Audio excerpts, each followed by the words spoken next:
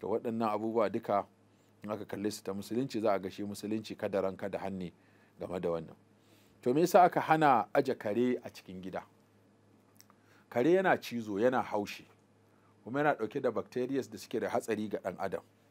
Shi yasa ba a ce ka ai mu'amala da kare kwata-kwata ba, amma sai aka iyakance gurin da ba wajen mu'amala ce ta mutane ba. Guri ne kamar wajen kiwo da gurin farauta da irin su kamfaninnika da matattarar jama'a. Duka waɗannan ana iya kai karnuka su yi gadi, amma ba za a kawo kare cikin gidan da kake ba. Saboda kare shi yana mu'amala ne da wanda ya saba ko da wanda ya sani.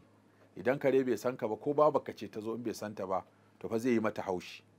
Shi ba ruwansa, zai yi wa mahaifiyarka ma haushi idan ta zo gidan da sauran 'yan uwa. Miƙo mana, zai wa duk wanda bai sani ba haushi.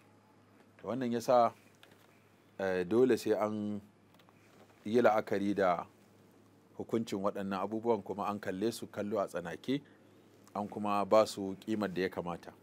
So wannan ba zai yi a halka guda ba, amma dai a takaice kare da mage suna cin abubuwan da suke jikin mutum ko suke kusa da shi, ko mun ji hukuncin ba a aje kare a cikin gida.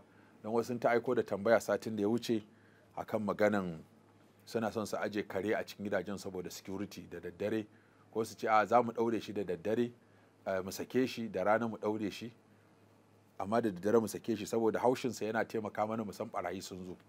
To kuma gashi kuma shari'a ta zo cewa duk gidan da aka aje kare ko sura, mala'ikun rahama ba sa shiga. Shi kuma yana son ya aje kare don ya yi barazana da shi, cewa in kare ya haushi ya san akwai wani abu da zai kamata ya farka.